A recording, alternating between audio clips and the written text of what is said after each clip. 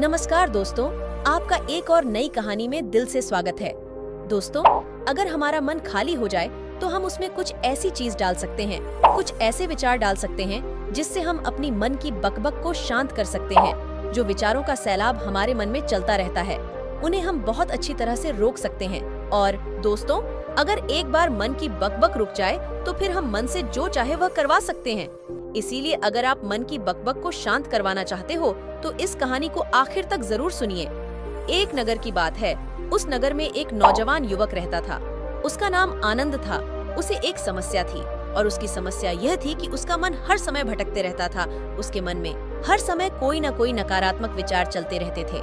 उसके मन की बकबक कभी शांत नहीं होती थी। वह जब भी कुछ सोचकर करता तो कुछ अलग ही कर देता। कभी वह अपने अतीत के बारे में सोचकर पछताता था कि काश मैंने उस काम को उस समय को कुछ ऐसा कर दिया होता, उस काम को वैसा कर दिया होता। या फिर वह अपने भविष्य के बारे में सोचता रहता और डरता रहता कि कहीं भविष्य में ऐसा हो गया तो क्या होगा, कहीं मैं असफल हो गया तो क्या होगा, अगर मुझसे कोई गलती हो गई तो लोग मेरा मजाक उड़ाना शुरू कर देंगे। और ऐसे ही कई सारे नकारात्मक और असफलता से भरे विचार उसके मन में आते रहते थे। आनंद हमेशा ही अपने विचारों में खोया रहता। वह अपने विचारों से मुक्ति पाना चाहता था। आनंद चाहता था कि उसके मन में कोई भी फालतू विचार कभी भी न आए, लेकिन हर समय विचारों का सैलाब उसके मन में उठता ही रहता। इसीलिए जीवन में वह बहुत परेशान हो गया था। फिर एक दिन उसे किसी ने बताया कि यहाँ पास के ही जंगल में एक बौद्ध भिक्षु रहते हैं, उसके पास जाओ, वह तुम्हारी मानसिक समस्या का समाधान अवश्य कर देंगे। यह सुनकर आनंद तुरंत ही बौद्ध भिक्षु के पास चला जाता है और अपनी सारी समस्या उन्हें बताता है। बौद्ध भिक्षु भी आनंद की बातों को बड़े ही ध्यान से सुन लेते हैं और उससे कहते हैं कि तुम मुझसे क्या जानना चाहते हो। यह सुनकर आनंद कहता है गुरुदेव, मैं अपने मन को शांत व खाली करना चाहता हूँ। मैं आपसे यह जानना चाहता हूँ कि मन को खाली शांत कैसे करते हैं। मेरा मन हर वक्त विचारों से भरा रहता है। मेरा ध्यान एक जगह लग ही नहीं पाता है, जिसके कारण मेरे हर काम में समस्या आ जाती। मैं एक चीज करता हूँ तो नकारात्मक विचारों के कारण दूसरी चीज पर पहुँच जाता हूँ। मेरा मन एक जगह ठहरता ही नहीं है और यूं ही हर दिन मेरे मन में हजारों विचार चलते रहते हैं। और यह कब होता है, क्यों होता है, मुझे कुछ पता नहीं चलता। बहुत देर बाद मुझे एहसास होता है कि मैं क्या करने बैठा था और मैं क्या कर रहा हूँ। गुरुदेव, मैं अपने मन को विचारों से खाली कर देना चाहता हूँ। मैं चाहता हूँ कि मेरे मन में एक भी विचार न आए। जब मैं चाहूँ तभी मेरे मन में विचार आए। फिर बौद्ध भिक्षु ने कहा कि किसी समस्या का समाधान तभी निकाला जाता है जब हम उस समस्या की जड़ तक पहुँच जाते हैं, समस्या को ठीक से समझते हैं और जानते हैं। आगे वह बौद्ध भिक्षु कहते हैं, जिस मन को तुम खाली करना चाहते हो, क्या तुमने उस मन को कभी भी थोड़ा बहुत भी समझा है, जाना है? यह सुनकर आनंद ने कहा कि महाराज, मैंने अपने मन को जानने की बहुत कोशिश की है, लेकिन मैं जितना इसके बारे में जानता हूँ, मेरा मन उतना ही रहस्यमय हो जाता है। फिर बौद्ध भिक्षु ने उस युवक को एक घड़ा देते हुए कहा कि जाओ, इस घड़े में छोटे छोटे पत्थर भरकर लेकर आओ। फिर वह युवक वहाँ से गया और छोटे छोटे पत्थर भरकर लेकर आया और उस घड़े को बौद्ध भिक्षु के पास रख दिया। फिर बौद्ध भिक्षु ने उस युवक से कहा कि इस घड़े को तुम अपना मन समझो और इस घड़े में भरे पत्थरों को अपने विचार समझो। अब इस घड़े में और पत्थर डालो। उस युवक ने घड़े में और पत्थर डालना शुरू किया, क्योंकि घड़ा पहले से भरा हुआ था। एक दो पत्थर डालने के बाद बाकी सारे पत्थर नीचे गिरने लगे।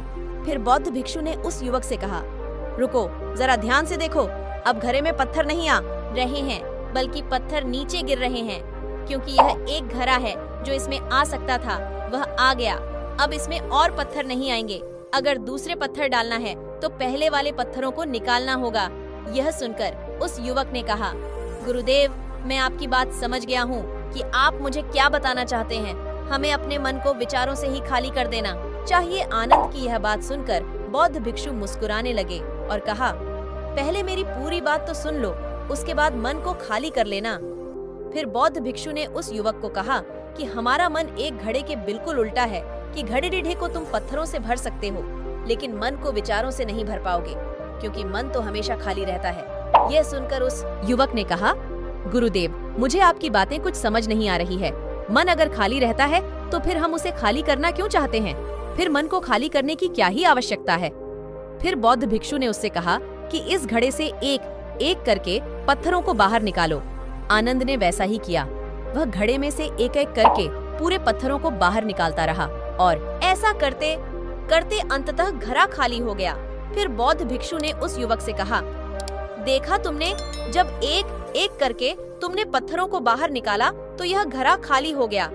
अब तुम इस घड़े में कोई भी पत्थर डाल सकते हो, दूसरे पत्थर डाल सकते हो, या फिर उन्हीं पत्थरों को दोबारा डाल सकते हो, आधा भर सकते हो या फिर पूरा भी भर सकते हो। फिर वह युवक कहता है, गुरुदेव, मैं भी तो यही कह रहा हूँ कि मुझे अपने मन को खाली करना है। यह तो एक पत्थर है, इसे आसानी से निकाला जा सकता है और घड़े को खाली किया जा सकता है, लेकिन गुरुदेव, मैं अपने मन को खाली कैसे करूं? फिर बौद्ध भिक्षु ने कहा, इस घड़े में एक पत्थर डालो और 2 पत्थर निकालो। यह सुनकर उस युवक ने कहा, गुरुदेव, यह कैसे हो सकता है? जब इस घड़े में एक पत्थर होगा तो एक ही पत्थर निकलेगा, 2 कैसे निकालेंगे? फिर बौद्ध भिक्षु ने उससे कहा, ऐसा नहीं हो सकता है, तो ऐसा ही करो कि इस घड़े में 2 पत्थर डालो और 4 निकालो। आनंद ने कहा, महाराज, ऐसा कैसे हो सकता है? यह कोई चमत्कारिक घड़ा तो है नहीं कि एक निकल आएंगे। यह सुनकर बौद्ध भिक्षु ने कहा, यह घड़ा तो चमत्कारिक नहीं है, लेकिन तुम्हारा मन तो चमत्कारिक है। उसमें से अगर तुम एक विचार बाहर निकालते हो तो उसके साथ 2 विचार आते हैं, और जब तुम उन 2 विचार को पकड़ते हो तो उसके साथ 4 विचार निकलते हैं, और फिर ऐसा करते करते विचारों की एक लंबी श्रृंखला बन जाती है, और फिर तुम कहीं नहीं रुकते, एक के बाद एक विचारों को पकड़ते जाते हो। यह मिट्टी का घड़ा तो पत्थरों से भर जाएगा, लेकिन तुम्हारा मन कभी नहीं भरता। वह हमेशा खाली है, लेकिन वह खाली नहीं करता। यह इस मन की माया है कि सब कुछ है, लेकिन फिर भी कुछ नहीं। फिर उस युवक ने कहा, गुरुदेव, मैं आपकी बात समझ रहा हूँ, लेकिन क्या मैं हमेशा अपने विचारों के जाल में ही फंसा रहूंगा? क्या मन के इस माया जाल से निकलने का कोई रास्ता नहीं है? फिर बौद्ध भिक्षु ने कहा, इस मिट्टी के गड्ढे में आधे पत्थर भर दो। फिर उस युवक ने ऐसा ही किया। फिर बौद्ध भिक्षु ने कहा, अब इन पत्थरों में से कोई एक पत्थर चुनो और उस पत्थर की एक छोटी सी मूर्ति बनाकर मुझे दे दो। मैं जानता हूँ कि तुम एक अच्छे कलाकार हो। आनंद ने एक निकाला और उस पत्थर को बौद्ध भिक्षु के सामने ही तराशने लगा। पत्थर को तराशते वक्त उसे लगा कि यह पत्थर अच्छा नहीं है। फिर उसने दूसरा पत्थर घड़े से निकाला, लेकिन उसे वह पत्थर भी पसंद नहीं आया। फिर उसने तीसरा पत्थर निकाला, लेकिन वह तीसरा पत्थर भी उसे पसंद नहीं आया। उसका रंग अच्छा नहीं था। ऐसा करते करते उस युवक ने सारे ही पत्थरों को बाहर निकाल दिया। उस युवक को ऐसा करते हुए बौद्ध भिक्षु बद्दे ही ध्यान से देख रहे थे। फिर बौद्ध भिक्षु ने उससे कहा कि जो तुमने सबसे पहले पत्थर निकाला था, उस पत्थर को यह समझकर रासो कि इसके बाद तुम्हारे पास कोई और पत्थर नहीं है और यह एक ही पत्थर तुम्हारे पास है। फिर उस युवक ने जैसा गुरुदेव ने कहा, उसी एक पत्थर को लेकर तराशना शुरू किया और उसने उस पत्थर से एक बहुत ही सुंदर मूर्ति बनाई और बौद्ध भिक्षु को भेंट की और बौद्ध भिक्षु से कहा, गुरुदेव, इस पत्थर से इतनी सुंदर मूर्ति बन सकती थी, मैं यह सोच भी नहीं सकता था। उस युवक की बात सुनकर बौद्ध भिक्षु ने कहा कि जब तुम्हारे पास और कोई दूसरा विकल्प नहीं होता है, तब हम उस विकल्प में ही संपूर्ण ऊर्जा लगाते हैं और उसी को सबसे बेहतर बनाते हैं। और जब हमारे पास कई सारे विकल्प होते हैं तो हम पत्थर चुनते भी नहीं और मूर्ति बनती भी नहीं। हमारा मन भी एक विचार के पीछे हजारों विकल्प खोल के देता है और एक मुख्य विचार को छोड़कर उन हजारों फालतू के विचारों में उलझ कर हम रह जाते हैं। फिर उस युवक ने कहा, गुरुदेव, मैं आपकी बातों को बहुत अच्छे से समझ गया हूँ, लेकिन अब मुझे क्या करना चाहिए? कृपया आप मेरा मार्गदर्शन करें। बौद्ध भिक्षु ने उस युवक से कहा कि मन को खाली करना, साफ करना 1-2 दिन का काम नहीं है, यह बहुत लंबी प्रक्रिया है। तो क्या तुम इसके लिए तैयार हो? वह युवक कहता है, जी गुरुदेव, तैयार हूँ, चाहे कितनी भी लंबी प्रक्रिया क्यों ना हो। फिर बौद्ध भिक्षु ने उस युवक से कहा कि मन को खाली और नकारात्मक विचारों से दूर रखने के 6 तरीके हैं। आओ उन्हें एक एक करके समझते हैं। पहला तरीका है कि ऐसे लोगों का साथ छोड़ दो जो तुम्हें कमजोर, पिछड़ा हुआ, लक्ष्यहीन महसूस कराए। अक्सर हमारे आसपास ऐसे लोग होते ही हैं जो हमसे पद और धन में ऊपर होते हैं और इसी पद और धन के घमंड में वह अपने नीचे से लोगों को कुछ भी नहीं समझते। इसीलिए ऐसे लोगों के पास रहना ही नहीं चाहिए और ऐसे लोग अपने से छोटे लोगों को हमेशा यही महसूस कराते हैं कि आप कितने छोटे हैं और इसीलिए वह छोटे लोग अपने जीवन में कुछ बड़ा हासिल कर ही नहीं सकते। इसके अलावा कई बार हमारे मित्र और घर परिवार के सदस्य भी ऐसे होते हैं जो अक्सर हमें छोटा महसूस कराते हैं, हमें नीचा दिखाने की कोशिश करते हैं, लोगों के सामने हमारा मजाक बनाते हैं। तो ऐसे लोगों से जितना दूर हो सके उतना दूर रहो। यह लोग ऐसे होते हैं कि तुम्हारी नजरों से तुम्हारी गरिमा को दूर करके तुम्हें लक्ष्यहीन बनाते हैं और फिर तुम्हें खुद की काबिलियत पर शक होना शुरू हो जाता है। तुम्हारे अंदर खुद के प्रति नकारात्मक भावनाएं आ जाती हैं और यह नकारात्मक विचार तुम्हें मानसिक तनाव और चिंता की ओर ले जाते हैं। फिर बौद्ध भिक्षु दूसरा तरीका बताते हुए कहते हैं कि तुम बहुत ही कम और चुनिंदा लोगों को ही अपना मित्र बनाओ। ऐसे लोगों को ही अपना मित्र बनाओ जिससे तुम कुछ सीख सकते हो, जिनकी तुम इज्जत कर सकते हो, जो तुम्हारी भावनाओं को समझ सके, जिनकी सोच तुमसे मेल खाती हो, जो जीवन में तुम्हें आगे बढ़ने में सहायता करे। हमारे जीवन और चरित्र में हमारे माँ बाप के बाद हमारे मित्रों का ही सबसे ज्यादा योगदान होता है, इसलिए मित्रों का सही होना भी बहुत आवश्यक है। ऐसा कहा भी जाता है कि तुम उन 5 लोगों का प्रतिबिंब हो जिनके साथ तुम सबसे ज्यादा वक्त बिताते हो। अगर तुम्हारे आसपास के 5 लोग जिनके साथ तुम सबसे ज्यादा वक्त बिताते हो वे ईमानदार हैं, तो तुम भी धीरे धीरे ईमानदार होना शुरू कर दोगे। और अगर वह 5 लोग अमीर हैं, तो तुम भी धीरे धीरे अमीर बनना शुरू कर दोगे। कहने का अर्थात यही है कि तुम वैसा ही बन जाते हो जिस तरह के लोगों के साथ तुम अपना समय व्यतीत करते हो। किसी महान दार्शनिक ने कहा था कि तुम मुझे किसी भी इंसान के मित्रों से मिलवा दो, मैं उसके मित्रों को देखकर उस इंसान का भविष्य बता दूंगा। हमारी सबसे बड़ी समस्या यह है कि हम लोगों को ना नहीं बोल पाते हैं, जिन लोगों के साथ हम रहना पसंद भी नहीं करते हैं। ना चाहते हुए भी हमें उन नकारात्मक लोगों के साथ वक्त बिताना पड़ता है। इसलिए सबसे पहले हमें अपनी जिंदगी में उन लोगों को ना कहना आना पड़ेगा जिनके साथ रहकर हमें लगता है कि ये हमारी जिंदगी खराब कर रहे हैं। अगर यह हमारी जिंदगी में ना हो तो शायद हम ज्यादा खुश रहेंगे। बौद्ध भिक्षु आगे कहते हैं कि तीसरा तरीका है कि तुम कभी भी अपना अतीत नहीं बदल सकते, लेकिन तुम अपना भविष्य अवश्य बदल सकते हो। इसलिए तुम्हें पूरी तरह से वर्तमान में रहते हुए उन चीजों पर, उन कामों पर ध्यान देना है जो तुम्हारे नियंत्रण में है, जिन्हें तुम आज अभी कर सकते हो।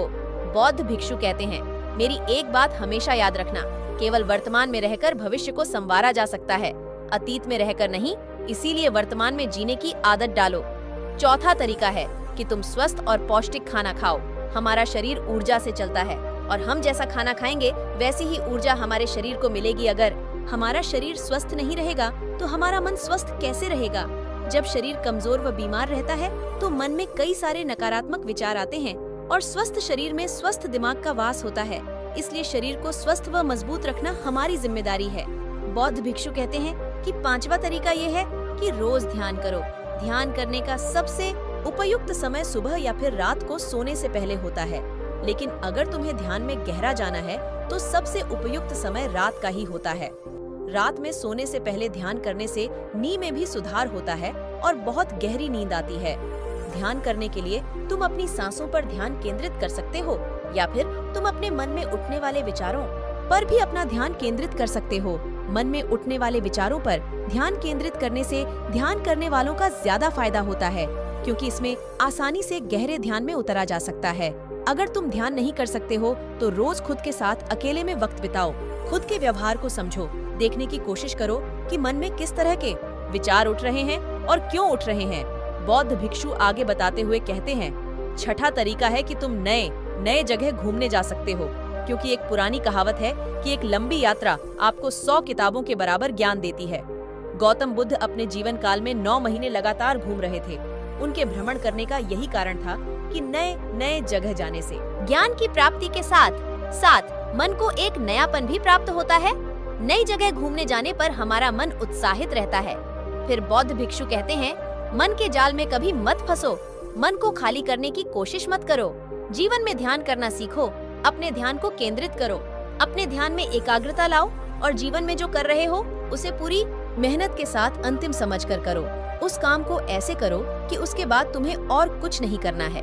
और जब फिर दूसरे विचार पर कार्य करो तो बस उसी पर कार्य करो, किसी तीसरे विचार पर नहीं।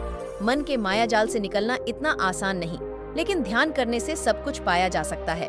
तो दोस्तों, उम्मीद है कहानी अच्छी लगी होगी। लाइक, शेयर, कमेंट जरूर करें और सब्सक्राइब भी करें। दिल से धन्यवाद।